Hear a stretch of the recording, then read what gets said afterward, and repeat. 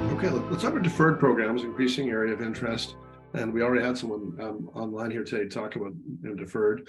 Can you share any information on how many students apply to your programs? If they're increasing, decreasing, what the composition of your class, I guess. I guess that's the next question. How big a part of your class of deferred applicants become? I'm happy to jump in. I spent a lot of the weekend reading the April round of our deferred admit program, and we had 183 apply in April. We have another deadline in August, and for the past 2 years, we've had 16 entering deferred admits enter a class of typically about 350. Okay, that's about as transparent as you can get, a specific number. Okay. Donna Levenson. Donna Levenson, your mic just went off. So do you want to jump in? I'm happy to talk a little bit about it. So, how many apply? A fair amount, a lot. It's actually decreased a little bit, but we still get a very healthy number of applications. So we started in I can be totally transparent. We started in 2019 admitting people, and you have to remember there's a 2 to 5 years of work. So we didn't really start seeing people actually matriculate till 21. Between 21 entering fall of 21 and 22, we've seen 30 people overall.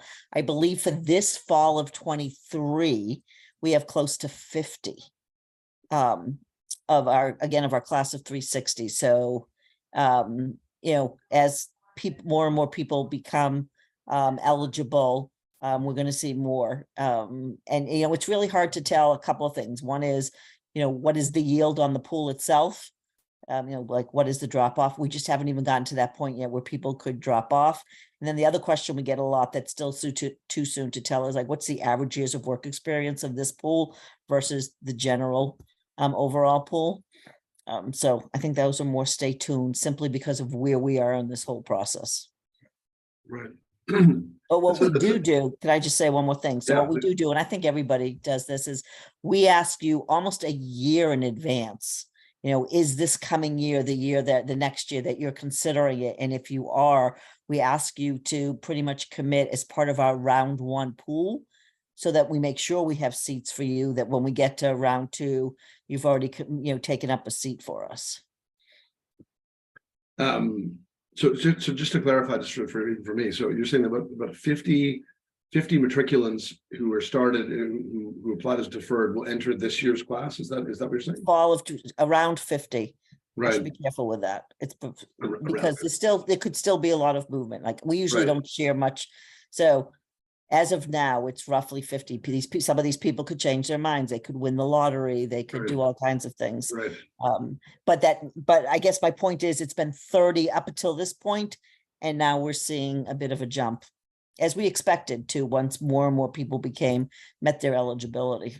Did that put any pressure on your class last year? Like we were saying, we anticipate there'll be 50, and so we have to admit fewer people to accommodate for those people. So we have a smaller admit rate. Well, they're part of the whole process, and so we asked them a year before. We asked them in the summer. So this summer of 23, we will reach out to everybody who's eligible and say, how many of you are considering matriculating in the fall of 24? For those of you who are, schedule a call with somebody from our team and we have a conversation. What have you been doing for the last 2 to 5 years? And to the extent that it's been of value, we then ask you to commit as part of our round 1. So you become part of our round 1 numbers. Okay. Makes sense. Okay, anyone else? Donna, see you. Look like you might want to jump in. Or am I off? Okay. Did you want to add something, Donna Clarke? Oh, no, I was just going to the next question about how big the class is. And ours for the last 2 years have been 60 out of a class of about roughly 350, 16 out of a class of 350. Okay. So as Donna mentioned, ours is relatively new. While to, from the time you admit them, like I read a lot this weekend, and those candidates will go out and work for 2, 3, 4 years. So we won't actually yield them for a number of years. So ours is still relatively new. Bruce? Yeah, I'm happy to jump in. Ours is a little different, actually, and deferred admissions is a bit of a misnomer for our Silver Scholar program. Ours is a direct from college program where you graduate from undergraduate and then start with us directly rather than working for a couple of years. So it's not really deferred admission, but we've had it, and we've had it for, I think it's 20 plus years at this point. So it's been around and it's grown. So we used to be, and roughly, but it used to be about 5% of the class. It's closer to 10% of the class now. So about somewhere in the 30s, 30 some odd students in a class of 350 or so. In terms of applications, it's slightly, we get a few hundred. It's slightly disproportionate to the size of the incoming class. So we tend to be a little more selective with the Silver Scholars than the overall class, but it's not dramatic, I don't think. But that's where we are with our early career program, as we call it. I mean, I assume if it's been going for that long, that it's obviously considered to be a success. But can you comment on the going directly from college into an MBA program, and if there's any, I don't know, difference between recruiters' approach to some of those applicants, or any are the outcomes varied at all, or do you feel like the outcomes are the same at this point? The outcomes are ultimately the same, and I don't want to take up too much because it is very specific. But the program itself it's slightly different. It's a 3-year program, so you do the first year, academic year, with us at Yale. Then you do an extended 1-year internship, and then the 3rd year you come back and do the 2nd academic year. So it's slightly different path, and it's because there's the students who come don't have any full-time work experience. So the 1-year internship tends to be more at an undergraduate level. So if you're going into management consulting, for example, you'd go in as an analyst.